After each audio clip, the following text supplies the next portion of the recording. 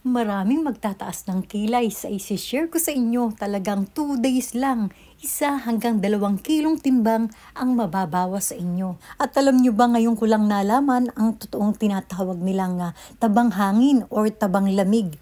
So guys, bago tayo magsimula, kung bago ka lang sa channel ko, please subscribe, like, and share. And don't forget to hit the bell button para updated ka sa lahat ng aking mga vlogs. Ang video na to at pagkain ng sariwang bawang ay para lang sa matatag na immune system. Pag mahina ang immune system nyo, ibig sabihin maaaring kayo ay sikmurain, maaaring kayo ay magtae. Pero alam nyo ba na ang bawang pag binabad sa honey ay pampataas ng immune system?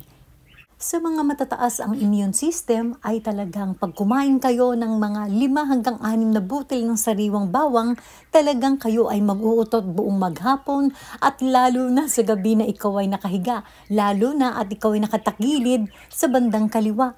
At para mapatunayan ninyo, talagang kumain kayo ng bawang. Alam nyo nga ako, hanggang 10 butil ay talagang kinakain ko. Alam nating lahat na napakaraming benefits ng sariwang bawang. First time ko lang nalaman na talagang ito ay nakakatanggal ng acid sa loob ng ating katawan. Yung mga tabang hangin na tinatawag. So talagang umutot ka lang na umutot at saka ka magtimbang ay talagang makikita mo talaga ang resulta. So para mapatunayan mo, bago ka kumain ng bawang, magtimbang ka na muna. So kinabukasan na talagang after ng mag-uutot ka buong maghapon magdamag, ay saka ka uli magtimbang para makita mo talaga yung sinasabi kong talagang nakakabawas ng timbang.